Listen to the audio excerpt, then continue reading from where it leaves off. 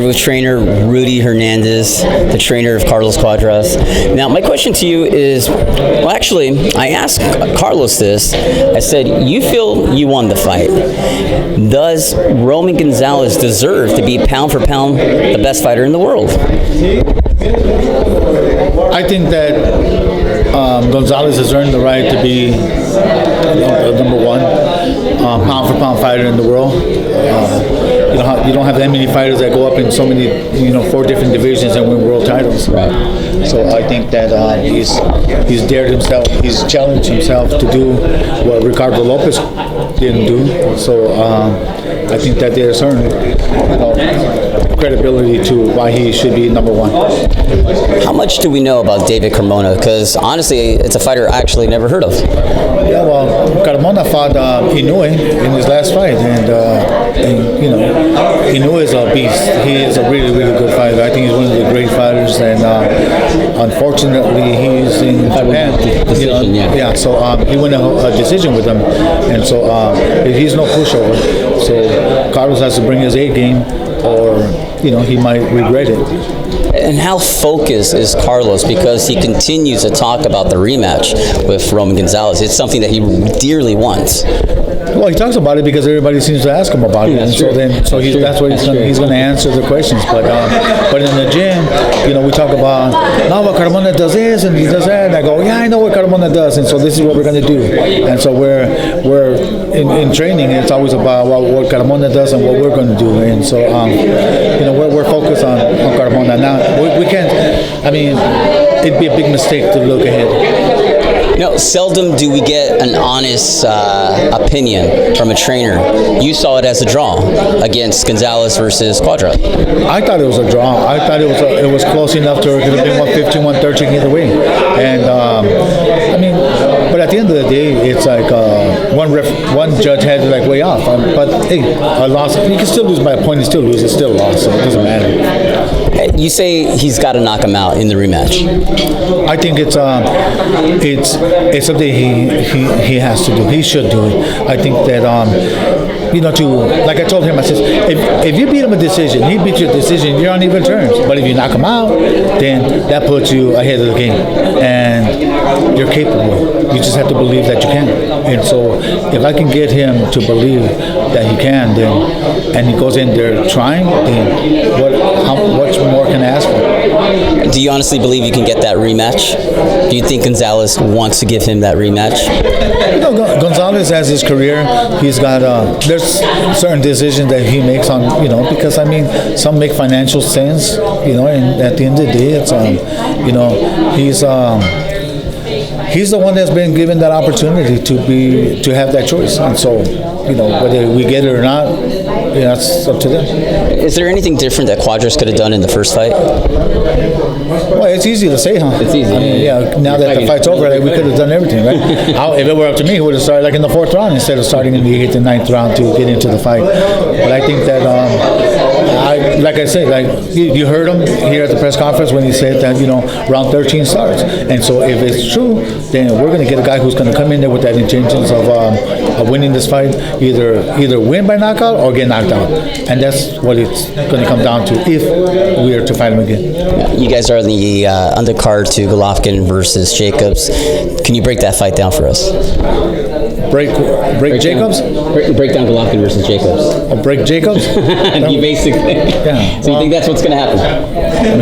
Is there any other? Well, because a lot of people feel that Jacobs is Golovkin's toughest test. Yeah. Okay. And look. As far as I'm concerned, Golovkin he's a beast, man. He's one of the great fighters ever. People don't give him enough credit. Everybody's going to be about negative.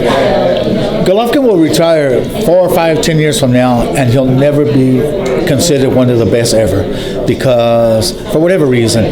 But you name one other fighter who's been ducked more than him ever in history of boxing. And the way he's dominated by scoring knockouts. I'm talking about you just named somebody who, everybody talks about how great they are, how they do this and this and this. Mm-hmm. Yeah, but who's claiming to want to fight him? How many guys are out there, showing up to the arena and bring the contract, show me the contract, I'll fight him. You don't have that anymore because his last fight against Brooks. Brooks is moving to his left, meaning Golovkin's right. He caught him on the little bone, and he broke it. I know. And that's him going. What do you think could have happened had he came to it? That would have been nasty. You know, your fighter, let's talk about Chavez versus Canelo. Your fighter says Chavez is going to knock him out. My fighter believes that Chavez will knock Canelo out. I got it on video. Okay, well then I'll go opposite. Okay, I'll go opposite. He has Chavez, I have Canelo. Now we were flipping it over. I tell you how Chavez would win and not Canelo. But I think that speed will be. It'll be the difference in the fight. You know, I was talking to Abel the other day, Abel Sanchez, and he was telling me that he thinks it's going to be a very difficult fight for Canelo, that he might get tired having to hit Chavez over and over again for 12 long rounds. It's going to be like hitting a wall, that he might get exhausted later in the fight. Oh, yeah, that's right. So Maybe that's what I'm thinking. Carlos maybe has that theory that Canelo could slow down. Remember that he's going to weigh 164 and a half pounds the day of the fight, right? So that means he didn't have to cut down weight at all. Right, that's true. Like he's going to be perfect. If anything, he's going to be dropping down. Maybe he's going to have to lose 7 pounds maybe for this fight. Okay, let's say he loses 10 pounds for the fight. That's why he's got to lose his 10 pounds for this fight. So, like, really? How does that affect Canelo? Him coming down to Canelo weight, 155, it's a big difference. You know, that's 9 pounds. Yeah. But him staying at 164, how's that? No, it's easy for him. It's an easy fight. One of my last questions, you say Gennady Golovkin is one of the greatest fighters. Will Canelo fight him this year? Because Canelo says this is his schedule. He's fighting Chavez in May. We're assuming that he's the victor that night. He will fight Triple G in September, and then Miguel Cotto in December. He better hope that he can wake up after the Golovkin fight. Why the hell is he thinking about Cotto when he hasn't? Yeah, and he's dared to be great. You think you'll fight him in September?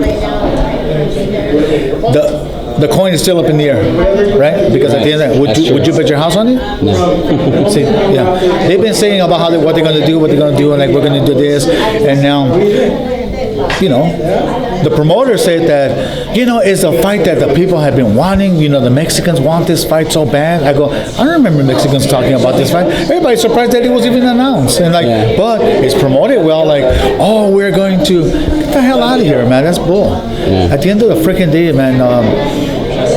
My boy Golovkin, man, is not getting his credit due. He should be the guy. And I dare HBO to say, you know what, and the hell with you. All right. You just mentioned something to me, which I think a lot of fight fans are going to go crazy. Gennady Golovkin versus Marvin Hagler. Oh, I think Golovkin would beat up on Marvin Hagler.